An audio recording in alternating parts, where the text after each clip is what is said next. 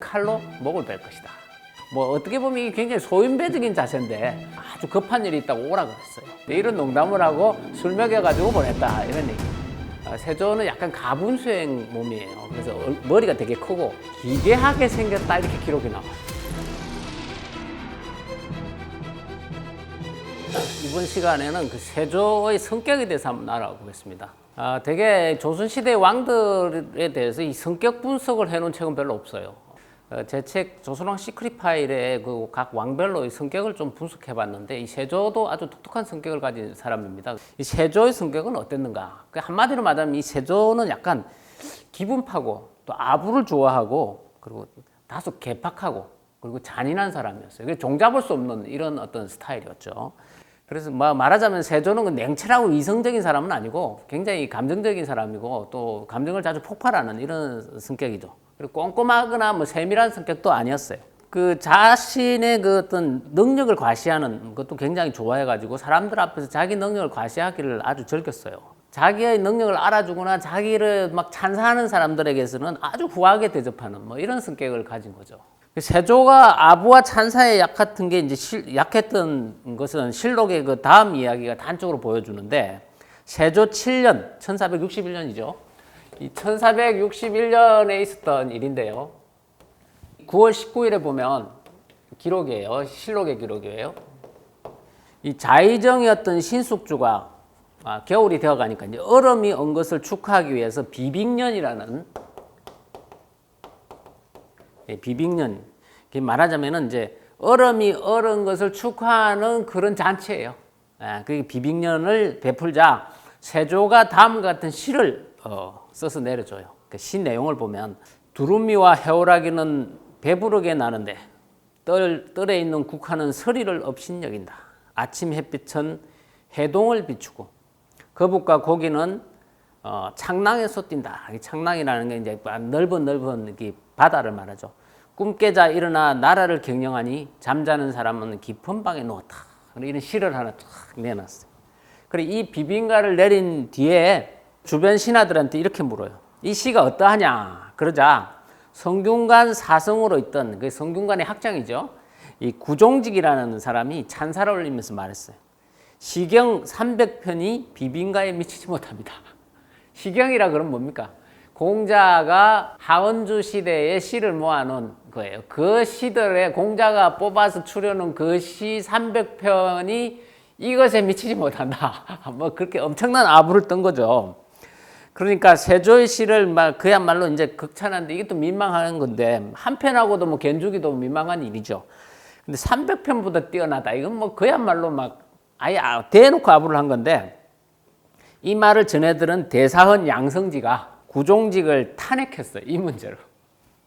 그러면서 구종직이 비빙가를 시경 300편보다 낫다고 했으니 그 말이 모두 아첨에서 나와서 구차히 합하기를 구하는 것입니다. 조종신하가 이를 본받으면 나란 일이 날마다 거릇될 것이니 청컨대 죄를 주소서. 이렇게 한 거예요. 아부다 이거. 거기 더군다나 공자의 시경을 좀 모독한 행위였죠. 그래서 죄를 줘야 된다 이러자 구종직이 화를 벌컥 내면서 말했습니다. 아첨은 신하의 큰 죄인데 신이 어찌 감히 하겠습니까? 이제 양성지가 신을 아첨한다고 하니 신이 양성지와 더불어 어찌 감히 같은 조정에 있겠습니까? 청컨대 성상께서는 죄를 가하여 주소서. 양성지한테 죄를 내어달라 이거예요. 그래가지고 둘이 싸움이 붙었어요. 둘이 옥신각신하는 걸 보고 세조가 껄껄 웃으면서 말했습니다. 경등은 화해하라. 사실 세조는 구종직이 아부하고 있는 걸 너무나 잘 알고 있었는데 그 구종직의 말에 기분이 좋았던 거예요.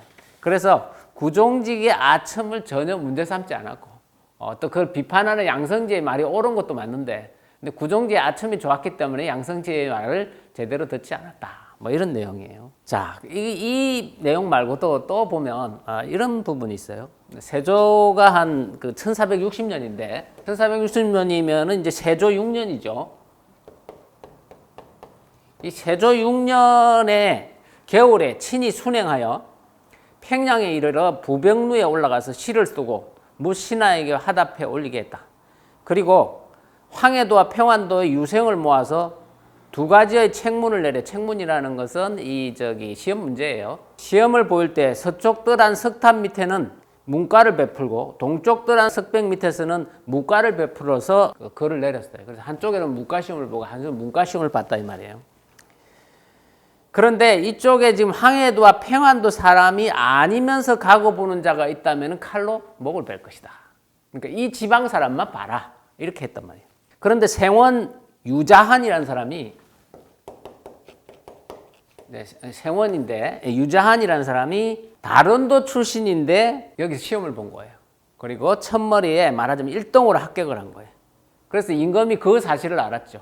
그래가지고 임금이 경로하여서 즉시 목을 베라 이렇게 하자 유자한이 꿇어 앉아서 이렇게 말해요. 을에 이런 일이 있을 줄 알아사오나 공자께서 아침에 도를 들으면 저녁에 죽어도 좋다고 가다 하였으니 신이 감히 죽음을 사양하지는 못하옵니다. 말하자면 이게 지금 현재 세조의 이 책문이 말하자면 하나의 도라 이거예요. 그러한 어떤 말을 들었으면 죽어도 좋다 이거예요. 그래서 내가 이 과거를 치르게 되었다. 말하자면 세조를 엄청나게 높인 거죠. 그러다 보니까 이 말을 듣고 세조가 껄껄 웃으면서 그를 갖다가 장원으로 삼았다. 이런 내용이 나와요. 그러니까 얘 유자한이라는 애가 얼마나 순간적으로 머리가 빨리 돌아간 거예요. 이 세조가 아첨을 굉장히 좋아하고 그 아부를 좋아한다는 사실을 알고 미리 준비해 갔던 거죠. 이게 들키게 되면 이렇게 할 거다. 뭐 이렇게 해서 됐다는 이런 내용이 있습니다. 보면 이제 세조는 약간 기분에 따라서 사람을 죽이겠다 그러기도 하고 살려 주기도 하고 뭐 이런 어떤 상당히 개팍한 성격이에요.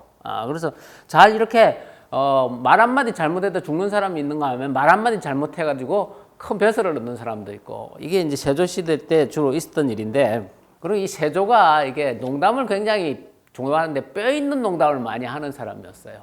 그래서 이 세조에 대한 기록을 보면 농담을 통해 가지고 그 뼈 있는 농담을 해서 약간 신하들을 긴장시키는 뭐 이런 일도 꽤 많았고 그리고 때로는 굉장히 웃기면서도 어딘가 좀 이렇게 서늘한 약간 이렇게 뭐랄까 좀 잘못하면 큰일 나겠구나 이런 느낌이 드는 그런 성향이 있었어요. 이 세조가 상당히 개팍한 성격이기 때문에 사람들이 이게 이 사람은 도대체 어떻게 돼야 될지 모를 때 굉장히 많아서 곤란했다고 하는데 세조가 가장 좋아하던 신하가 신숙주예요.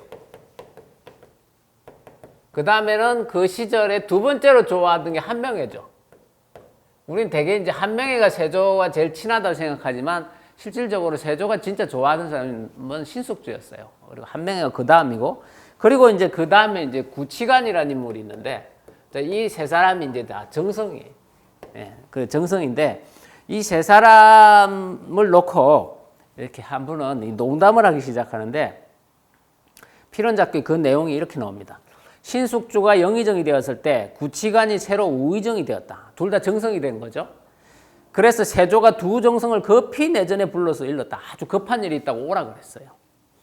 오늘 내가 경들에게 물음이 있을 테니 능히 대답한다면 그만이지만 대답하지 못하면 벌을 피하지 못할 것이다. 아주 엄한 말로 이렇게 말했어요. 이에 두 정성이 모두 절하며 물음을 기다렸다. 그때 세조가 신정성 하고 부르자 신시성을 가진 신숙주가 예 전하 하고 대답하였더니 세조가 이렇게 말했다. 새로울 신자 정성을 불렀는데 경이 대답하니 잘못이다. 구치관이 새롭게 우의정이 됐으니 신정성은 새로운 정성을 말하기 때문에 구치관이 대답해야 된다. 이 얘기죠. 그러면서 크다란 잔으로 벌주를 내렸다. 그리고는 다시 구정성 하고 불렀더니 구치관이 대답한 적 세조가 일렀다. 나는 옛 정성인 구정성을 불렀는데 경이 대답을 잘못했으니 벌주 한 잔. 그렇게 크다란 잔으로 벌주를 내린 뒤 또 세조가 구정성 하고 불렀더니 신숙주가 대답하므로 세조가 일렀다. 난 성을 불렀는데 경이 대답을 잘못했다. 구시성을 쓰는 정성을 부른 것이다. 왜 신시성을 쓰는 정성이 대답하느냐. 뭐 이렇게 했어. 그래서 또 벌주를 주고 신정성 하고 부르며 신구가 모두 대답하지 않고 구정성 하고 부르며 구신이 모두 대답하지 않았다. 세조가 다시 일렀다. 임금이 불러도 신하가 대답을 하지 않는 것은 예의가 아니다. 그러면서 역시 벌주를 내렸다. 이렇게 종일토록 벌주를 마셔서 심히 취하며 세조가 크게 웃었다. 뭐 이렇게.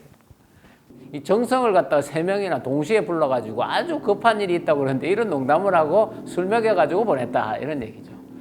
어째 보면 굉장히 이 장난기가 심한 것 같고 어째 보면은 정성들 리들이 비록 정성이지만 내가 내 마음대로 할 수 있다. 뭐 이런 어떤 그런 뼈 있는 농담을 하고 있는 것이죠. 옛날부터 왕은 농담을 하지 않는다고 합니다. 말하자면 왕이 농담을 잘못했을 경우 큰 화가 미칠 수도 있기 때문에 그래서 농담을 하지 않는다고 그러죠. 그런데도 불구하고 이런 농담을 이제 그야말로 세조는 신하들의 목숨을 거는 농담을 하고 죽이겠다 살리겠다 막 이런 농담까지 해가면서 이런 농담하기를 되게 좋아했다 이런 얘기죠. 1467년에 이시해라는 인물이 난을 일으킵니다. 이시해의 난이죠. 난을 일으키면서 한명회하고 신숙주가 역모를 도모하여서 왕을 죽이려 하기 때문에 내가 군대를 일으켜가지고 그 역적들을 죽이려고 지금 내려가는 것이다 이렇게 거짓말을 해요. 그러니까 이 세조가 당장 한명회하고 신숙주를 잡아다가 옥에 가둬버려요. 뿐만 아니고 그 자식들까지 옥에 다 가둬버리죠. 실제 벌어진 일이에요. 이게 이 정성들을 그야말로 북방에 있는 그런 어떤 한 사람의 말을 믿고 근데 나중에 보니까 이게 이시해의 농간이라는 걸 밝혀지죠. 그래서 이 세조가 두 사람을 풀어줬는데 풀려나니까 얼마나 미안해요. 그래가지고 이 두 사람이 풀려나니까는 그야말로 왕이지만 맨발로 섬돌 아래까지 내려가가지고 자신의 잘못을 자책하고 그들의 손을 잡고 내가 잘못했다 이렇게 빌었다고 합니다. 근데 이 세조라는 인물은 성격적으로 자기한테 철저하게 복종하는 사람들만 데리고 정치를 하는 사람이에요. 뿐만 아니라 이 세조는 자기하고 같이 반란을 일으켰던 세력하고만 정치했어요. 이 철저한 척건 정치를 했죠. 그런데 나머지 사람들 있잖아요. 우리가 흔히 잘 알고 있는 집현전 학자 뭐 이런 사람들은 자기의 척건은 아니지만 그래도 적도 아니란 말이죠. 근데 이런 사람들이 자기 편인지 아닌지 또 확인하고 싶었던 거예요. 그래가지고 이 애들이 나한테 이 충성을 다하는지 안 하는지 충성을 다하기만 하면 온갖 걸 다 주고 그렇지 않으면은 못 치고 뭐 이런 스타일이에요. 그럼 말 그대로 이제 숙이면은 뱃을 주고 쳐들면은 처형이고 사실 속리산 법조사로 이렇게 가는 길에서도 600년 된 정의품송이 이렇게 있었는데 거기에 이렇게 가다가 가마가 걸렸단 말이죠. 그런데 이 가마가 말하자면 이제 소나무 아래를 지나가는데 가지가 아래로 축 늘어져 있다가 가마가 걸릴 것 같으니까 이 가지가 소나무가 가지를 쑥 세웠다는 거예요. 그렇게 해가지고 이 소나무한테 정의 분배서를 내렸다. 이게 되게 상징적인 거예요. 이게 한낱 그 소나무를 할지라도 자기에게 말하자면 충성을 다하면은 배서를 내린다 이거예요. 이 대단히 상징적인 거죠. 그래서 실질적으로 뭐 소나무가 이렇게 자기 어떤 가지를 훌쩍 들었겠어요? 그렇지는 않았겠죠. 성산문이 여기 보면은 이제 이 공신의 호를 주니까 성산문이 그것을 부끄러워해서 반맛을 잃었으며 공신들이 돌아가면서 연회를 열었지만 산문은 홀로 열지 않았다. 공신 칭호를 받은 사람들이 돌아가면서 막 잔치를 베푸는데 뭐 그 성산문이 뭐 이렇게 부끄러워서 반맛을 했다 이런 거는 뭐 사실 지어낸 얘기일 테고 성산문이 잔치를 베풀지 않았다 이거예요. 저놈이 나한테 충성을 하지 않는 거구나. 결국은 성산문을 나중에 사륙신 사건으로 몰아가지고 죽이게 되는 거죠. 그래서 저놈이 나한테 충성하지 않는다 이런 측면에서 이런 거 보면은 이 세조란 인물의 성격이 확연히 드러나죠. 굉장히 기분파고 그다음에 감정에 좌우되고 그리고 자기가 충성도 아는 사람들한테는 아주 잘해주고 아부 잘하는 사람도 굉장히 잘해주고 아첨을 좋아하고 뭐 어떻게 보면 이게 굉장히 소인배적인 자세인데 이런 왕이었다라는 거죠. 그리고 세조의 생김새를 보면은 세조의 그림이 어느 그 절에 이렇게 좀 남아 있는데 세조는 약간 가분수행 몸이에요. 그래서 머리가 되게 크고 그리고 몸은 땅땅하게 생겼고 그렇게 했는데 이 세조가 이 중국에 사신으로 갔을 때 이 중국의 그 중국 사람들이 이 세조를 왕자라고 생각하지 않고 대부분 다 장수인 줄 알았대요. 생긴 게 굉장히 땅땅하고 그리고 몸집이 굉장히 탄탄하게 보였기 때문에 이 장수로 이렇게 착각하고 그게 같이 갔던 사신을 갖다가 오히려 왕자로 생각하는 뭐 이런 어떤 생김새를 가진 인물이고 기괴하게 생겼다 이렇게 기록이 나와요. 세조의 생김새에 대해서. 대개 왕에 대해서는 기괴하다라는 표현을 쓰지 않잖아요. 그런데 세조의 생김새는 기괴하게 생겼다라고 아주 말하자면 기이하고 뭐 괴상하게 생겼다 이런 얘기죠. 그래서 아주 특이하게 생긴 그런 사람이고 성격도 굉장히 특이했다. 그런 것들. 그래서 세조의 어떤 이 성격과 세조의 정치가 굉장히 유사했다는 거 이걸 우리가 알 수 있겠어요.